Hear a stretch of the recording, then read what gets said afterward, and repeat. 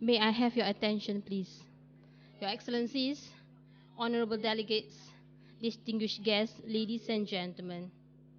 Good morning and very warm welcome to the official opening of the 10th ASEAN Caucus, 10th ASEAN AIPA Caucus hosted by Parliament of Malaysia. On behalf of the Parliament of Malaysia, I would like to take this opportunity to welcome all the delegations of AIPA member parliaments and guests to Kuala Lumpur, Malaysia. Just a few housekeeping notes, as usual.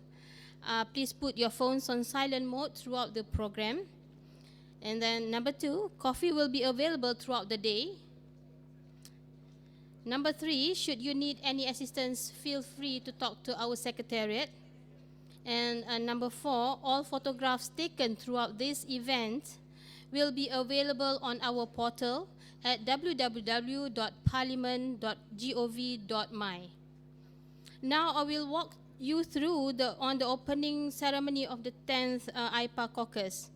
After the arrival of His Excellency, the Speaker of Dewan Rakyat, the national anthem of Malaysia will be played, followed by AIPA anthem. Then we will proceed with the remarks by Honorable Mr. Mario Pandu Dewono, Deputy Secretary General of AIPA, followed by the official statement by His Excellency Dato Mohamad Ariff bin Mat Yusof, Speaker of the House of Representatives, Parliament of Malaysia.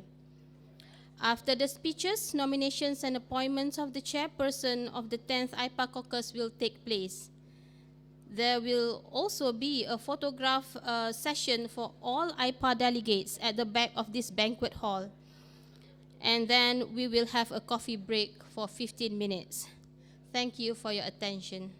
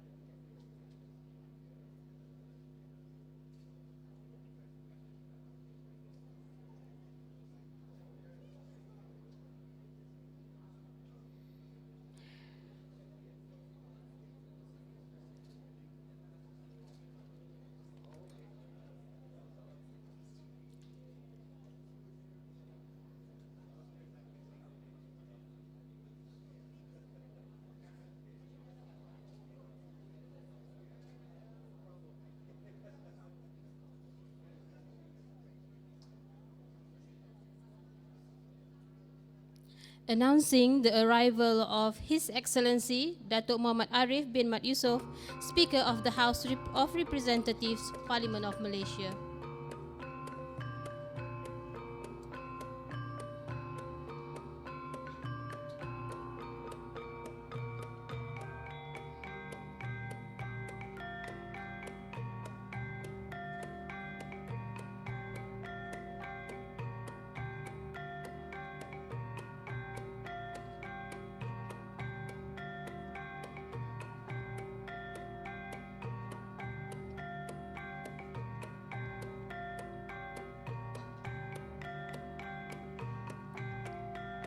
Please remain standing for the National Anthem of Malaysia, followed by the AIPA anthem.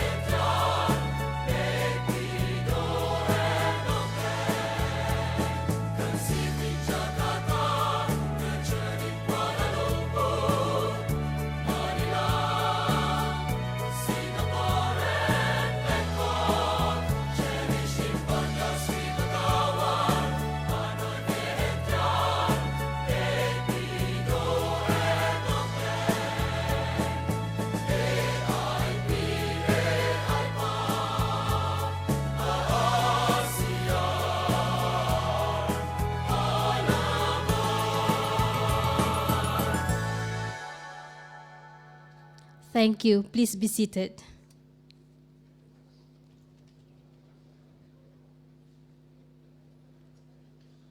Your Excellencies, honorable delegates, distinguished guests, ladies and gentlemen, without further ado, I would like to invite Honorable Mr. Mario Pandu Dewono, Deputy Secretary General of AIPA, to deliver his remarks.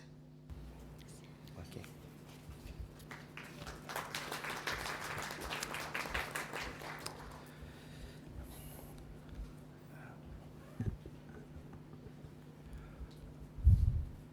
Your Excellency, Dato Muhammad Ariff bin Muhammad Yusof, Speaker of the House of the Representative of Malaysia, distinguished heads of delegations, honorable AIPA delegates, member parliaments, ladies and gentlemen, a very good morning to you all.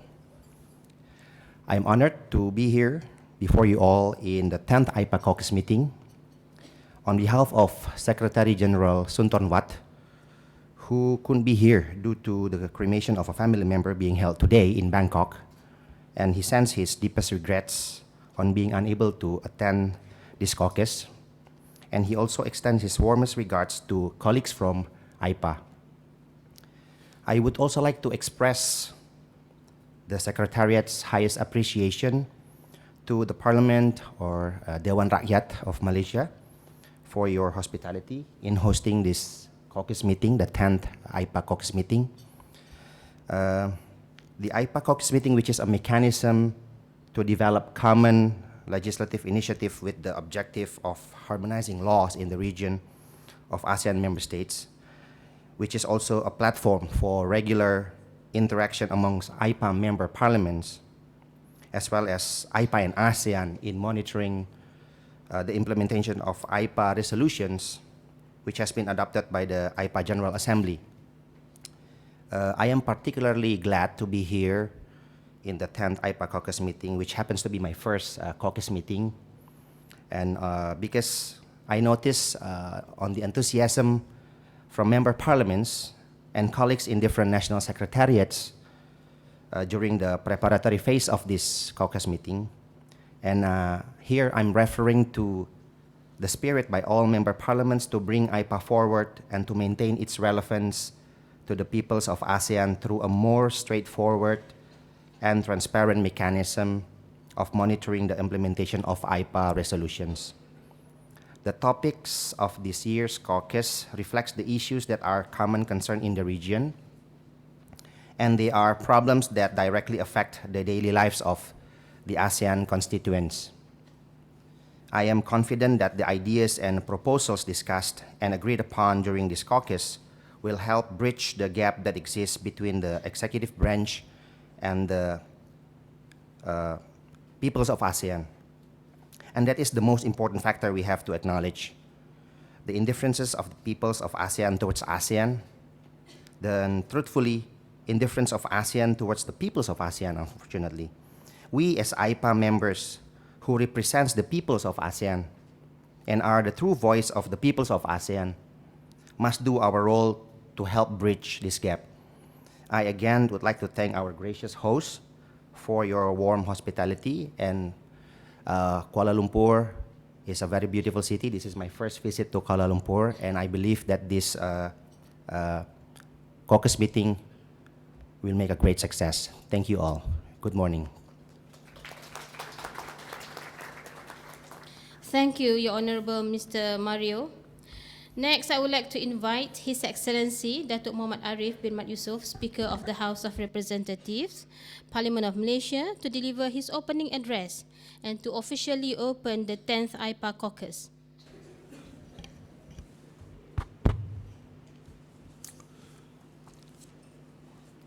Bismillahirrahmanirrahim. Assalamualaikum warahmatullahi wabarakatuh, and good morning to everyone present here today. Mr. Mario Pandu Dewono, AIPA Deputy Secretary General, His Excellencies, heads of delegation, honorable delegates, distinguished guests, ladies and gentlemen. A very good morning to all of you present here today. It is indeed a pleasure to extend a very warm welcome to all of you to the Parliament of Malaysia for this 10th AIPA caucus meeting. We are indeed honored to play host to this important meeting in the ASEAN region. Undoubtedly, over the past 10 years, AIPA has played and continues to play an influential role in this region. The AIPA caucus is an excellent platform for the exchange of thought and for recommending possible broad and specific solutions to some of the pressing and challenging issues pertaining to this region. There are 3 items on our agenda this time round, namely the rise of terrorism, extremism, radicalization, a parliamentary perspective. The second topic is on enhancing cooperation on climate action in ASEAN and strengthening legal frameworks to protect children from sexual exploitation in travel and tourism as the third topic. These topics have been chosen carefully and are designed to promote a singleness of purpose and a sense of urgency amongst the AIPA caucus. As parliamentarians, we are certainly at the forefront of any nation and are directly involved in the early stages of any planning of policies and play a more vital role than any other person or institution, as we, parliamentarians, as immediate representatives of the citizens, are the ones in touch with the grassroots. Honorable delegates, ladies and gentlemen, terrorism, extremism, and radicalization have reared their ugly heads over the decades. But quite fortunately, there have been a greater degree of suppression of these disdainful activities these couple of years past. Border security and special measures to curb these activities from spreading are very necessary, despite the fact that those radicalized might only be a small percentage of the populace. They can cause damage to an entire country and even a region. It is also a reality that terrorists and extremists come from a diverse range of ethnic, national, political, and religious backgrounds. Against this backdrop, Malaysia, for its part, adopted the de-radicalization strategy that requires strategic collaboration between the government, civil societies, and the private sector to inhibit extremist or radical activities at home or abroad by individuals or group of individuals. Continuous engagement and counseling are conducted to de-radicalize potential or prospective extremists or terrorists. In addition, Malaysia has set up counter-messaging centers, the CMC, in order to monitor terrorist narratives through social media and all other channels closely to deny extremist proponents from the means and opportunities to pursue extremist or terrorist activities and promote their misconstrued ideologies. The special ASEAN ministerial meeting on radicalization and violent extremism held in Malaysia in October 2015 brought together around 500 participants and international security experts. This event signified the urgency of close cooperation, commitments, and a sense of unity to fight radicalism, extremism, and terrorism. Terrorism, as we all know, can be quite contagious. Legislation for curbing modern terrorism alone is insufficient. Effective enforcement of these legislation is very important. But there is also a need to balance enforcement measures against respect for human rights and humanitarian law. This balance will undoubtedly be a very difficult exercise. A belief in absolute religious ideology with no tolerance for differing interpretation seems to be a major contributing factor to the development of religious fundamentalism, which in turn leads to radicalization. Unfortunately, radicalization cuts across social and demographic strata.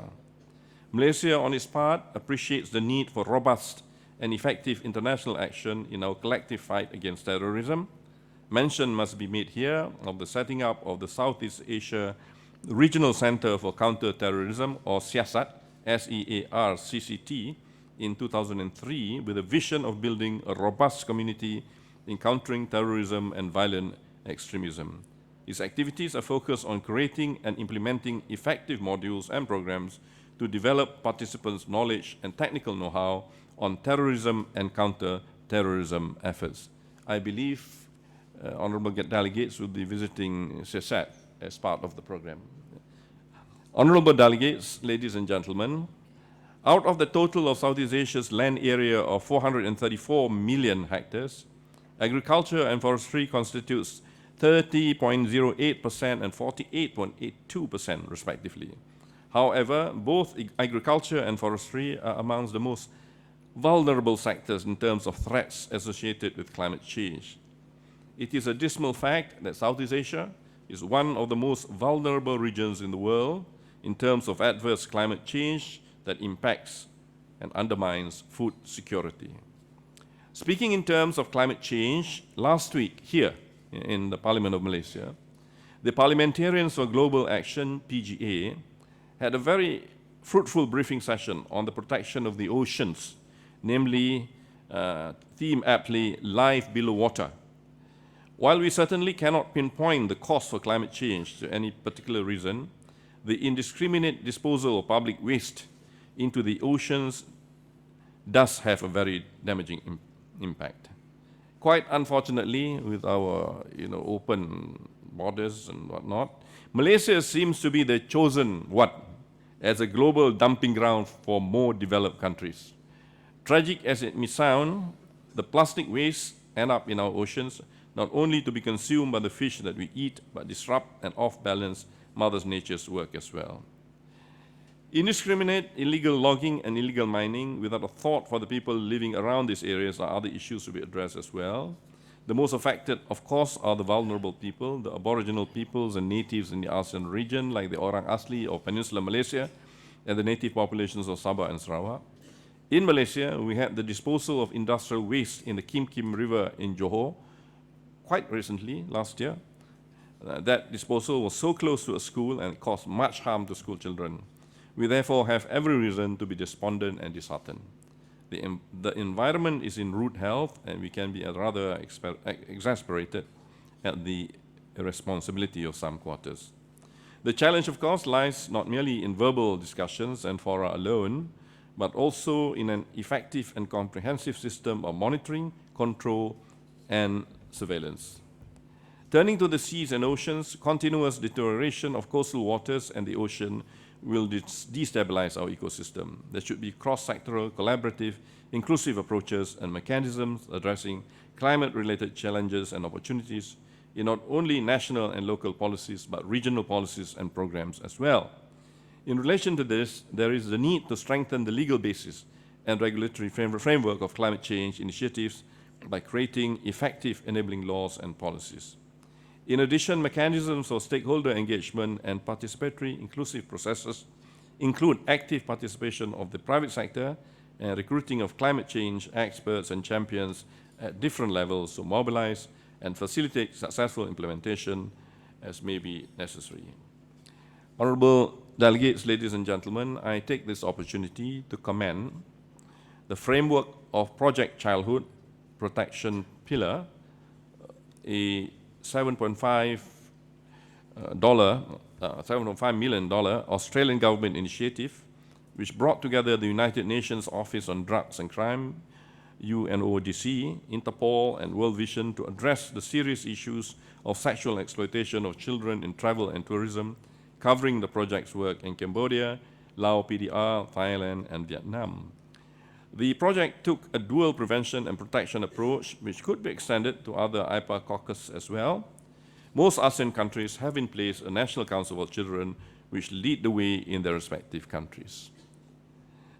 The good news is almost all ASEAN countries have ratified or acceded to the Convention on the Rights of the Child, the CRC, and the two optional protocols on the sale of children, child prostitution, and child pornography, and on the involvement of children in armed conflict. Rectification or accession of these instruments is necessary, as it sends a clear signal that the respective country has a high commitment dedicated to children's rights and the measures necessary to implement the true meaning of the Convention.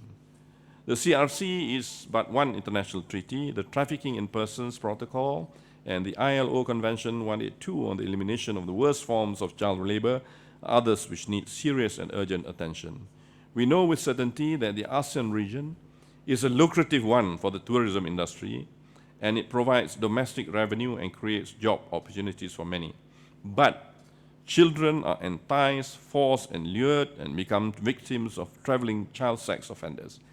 It might not seem so obvious in some countries in our region, but there remain areas which are a haven for the flesh trade and for child brides. We have to rope in all the relevant authorities, from law ministries to the customs and immigration authorities or border controls, to study, identify, and address the gaps in the existing legal frameworks and provide recommendations for reform and outline an implementation program. Regional cross-border law enforcement cooperation is urgent. Profile of offenders, for instance, should not be limited to respective countries alone, but should include and extend to all ASEAN countries across borders. In Malaysia, Parliament has recently passed the Sexual Offences Against Children Act 2017, which came into force in July 2017. This act criminalizes grooming, child molestation, and child pornography. But there is still no specific legislative mention of sexual exploitation of children through travel and tourism.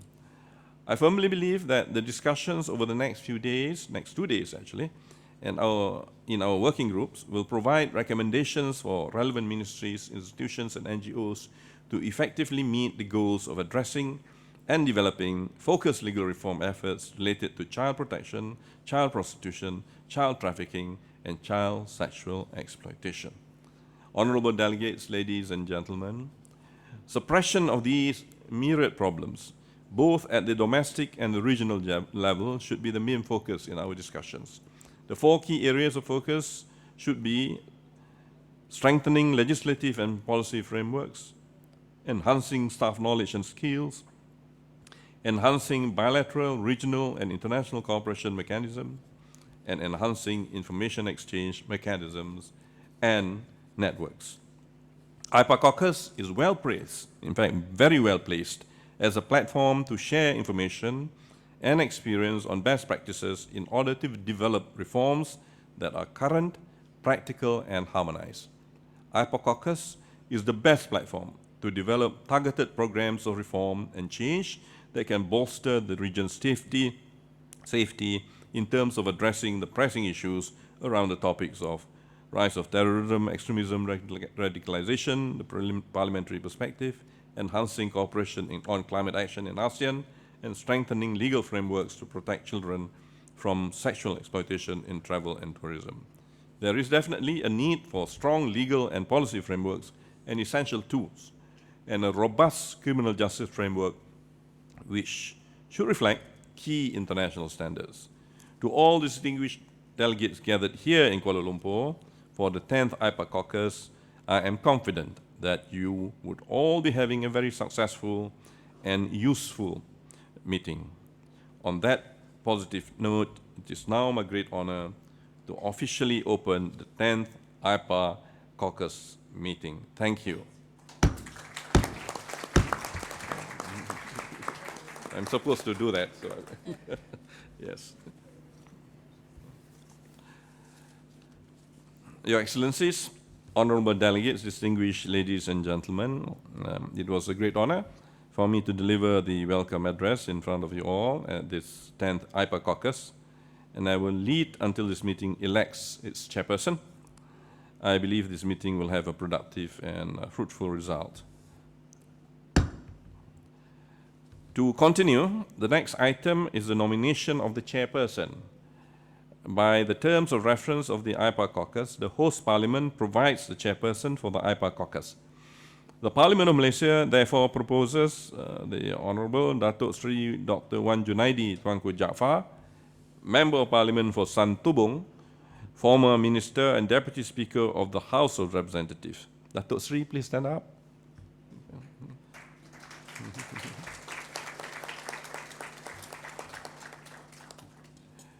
Will the meeting agree upon this nomination? There are no objections that I hear. The nomination is accepted.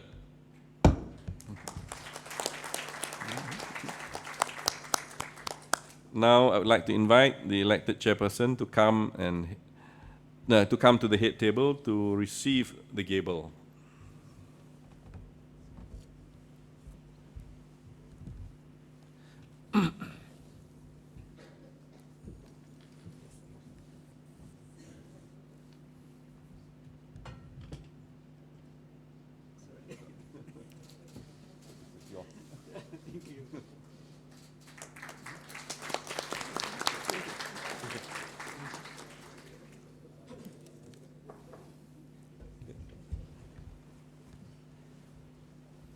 Thank you, His Excellency Dato Mohamad Ariff bin Mat Yusof, and congratulations to Honorable Dato Seri Dr. Wan Junaidi Tengku Jaafar. Your Excellencies, Honorable Delegates, distinguished guests, ladies and gentlemen, now I would like to invite Mr. Speaker, AIPA Deputy Secretary General, Chairman of AIPA CAUCUS, Secretary of the Dewan Rakyat, and all AIPA delegates for a group photograph at the back of this hall. And I would also like to invite everyone for the refreshment at the back. We will now take a 15 minutes break before we proceed to the next agenda, the first plenary session. Thank you.